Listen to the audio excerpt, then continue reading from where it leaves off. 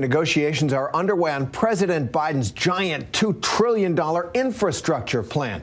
Biden says he's prepared to compromise on this plan, but he remains firm on raising the corporate tax rate to pay for the package. ABC News Deputy Political Director Avery Harper joins us now for more.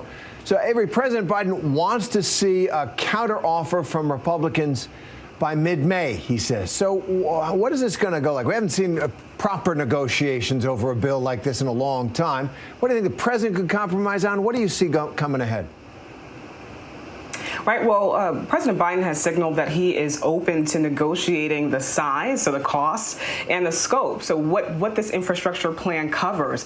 We know that Democrats have a much broader interpretation of what infrastructure is than Republicans, with Republicans wanting to see something that sticks to things we would conventionally consider infrastructure: your roads, your bridges, in some cases broadband. We know that there is a Republican counteroffer that is in the works, and that Senator Mitt Romney is going to be playing a large role in how that all comes about. He told reporters yesterday that he wants to see a plan that in part uses user fees, so like tolls for roads or bridges, to cover the costs of some of these infrastructure plans, rather than pushing it all to the corporate tax hike. But, there is a long road ahead before this infrastructure plan makes it to the president's desk. And Avery, President Biden says that he spoke to George Floyd's family as they await a verdict in the trial of Derek Chauvin. He also offered some of his own thoughts on the case. I want to play that clip for you. I can only imagine the pressure and anxiety they're feeling. And so I waited till the jury was sequestered, and I called. And as I wasn't going to say anything about it, but Lonius said today on television, and he accurately said it was a private conversation because Joe understands what it's like to go through loss. And they're a good family, and they're calling for peace and tranquility, no matter what that verdict is. I'm praying the verdict is the right verdict, which is, I think it's overwhelming in my view. I wouldn't say that unless the jury was sequestered now. Not hear me say that.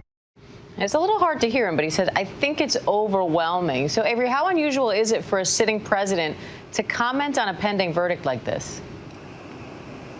Right. We haven't seen President Biden do this in the past, and we know that he has given the justification that the jury is already sequestered in this case, and so he felt the need and felt like it was okay to come out and say that. We know that the president has been watching this case closely. This is a case that started a movement in every state in our union, and so there's a lot of things at stake when it comes to this verdict. I know that after the verdict, we can expect to see the president in some shape or form address the verdict. The details are scant from the White House at this time, but we're going to see him continue to talk about this.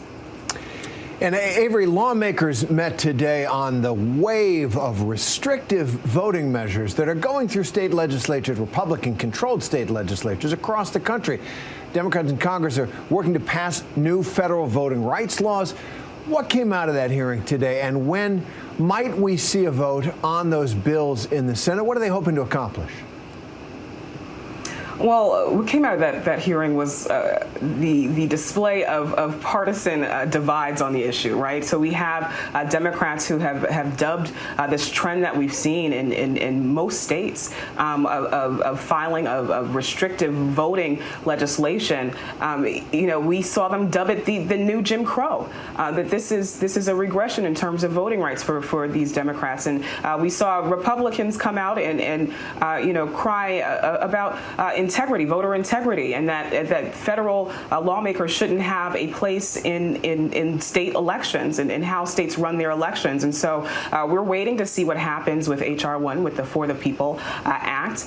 We know that it is in the Senate, but it does not have the votes to pass. And if there is not a change in terms of the rules around the filibuster, it's really hard to see this passing at this point.